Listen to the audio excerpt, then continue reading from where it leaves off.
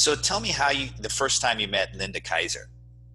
Yeah, so I arrived to do the Molokai Strait swim. I arrived about 7 a.m., something like that. And I ended up going 24 hours later. And the pilot was like, "You've got to go, you've got to go.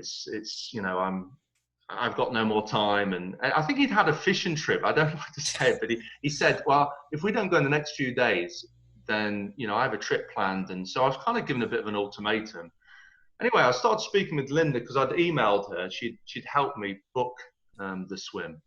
And she said, "Are you sure? Because it's going to be over 20 knots. And is this a good idea?" And I said, "Well, he seems to think so." So I said, "Oh, okay." And she was a bit unsure. Anyway, she sort of guided me through what I needed to do. And observer, it was like, has he got an observer? No. What do I do about an observer? So she was like talking me through the whole thing. And she said, "Oh, you need to book this hotel." And so I phoned up the hotel and they didn't come back. It turns out they had a fire, so they had a load of burnt rooms. So I was like, "Oh man, what do I do?" So she was kind of there to talk me through everything. And I remember she said, "Have you got anything to protect you from sharks?" And I said, "Oh, there's this guy who's contacted me who's got these shark units." So anyway, she liaised with this guy, which was really, really nice. And I met up with him and he was launching this thing. There were prototypes. I thought they were the real thing. He was like, "Yeah, how many do you want? How many do you want?" And so Linda was there with me. And anyway, I did the swim and, I was out there. And when the problems happened, she was really there for me. I didn't know this at the time, but she was on the phone and she was like talking through the whole thing. So at one point, the pilot, he was like aiming at Sandy Beach. And I went backwards for 3 hours. Then I went sideways for 2 hours. And all the time this was happening, Linda was ringing the pilot and saying, "Look, you need to go further down the coast. You're not, take it further down, Port Lock." And he was discussing back how he couldn't do it because of his boat and he wanted to protect his boat. And she was like, "No, you need to do it." He really thought of me and making sure that I finished as Linda was, all about the swimmer. So she's like, "No, you have to do this. I'll flash my lights and you follow the lights." So So anyway, she's flashing the lights car on her light, car yeah, on land.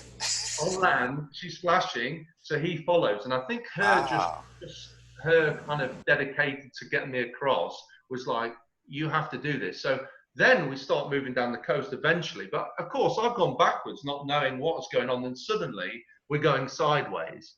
And then I keep seeing the lights of the Hilton. There was like Yeah. Port Lock. Then I would follow the lights. I was like, "Why are we missing all these places?"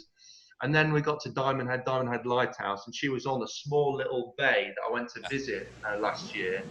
And there was all these boulders coming out the water. And I think if I'd missed that, I had to go even further around the corner. So we were sort of running out of water, and I climbed over the side, cut my leg open, and anyway, got to the beach. And there's this little lady on the side, and I couldn't really make out, who it was. She said, "You don't know who I am, do you?" And I said, "No, but boy, am I glad to see you." And it was like the best hug ever. I gave a big hug, and it was like I'd known her all my life. She put the beads around my neck, and Wow. we have pictures. And I'll always be so grateful and indebted to Linda. And she became a very good friend. Every time I went over to Hawaii, we had a swim with her group. And she's a very special person, great swimmer, great person, and all about the swimmers. Yeah. And there's people like that really make it for the swimmers. And I always like, "Thanks so much, Linda. You're in my book, and Yeah. you did so much for me." And she actually, when I was writing the book, I asked her the questions of what happened. I see. I don't think she wanted to expose anyone or say anything bad. I was like, "I kind of need to know." She said, "Oh man, you were stuck there and I had to phone you in and we were flashing lights." And so Yeah. yeah, very, very special lady. Yeah. Well, thank you very much. I mean, she is a special woman. Thank you. Yeah, for sure. And a fantastic swimmer as well. And I'm glad she was recognized for her swimming. Yeah. Thank you.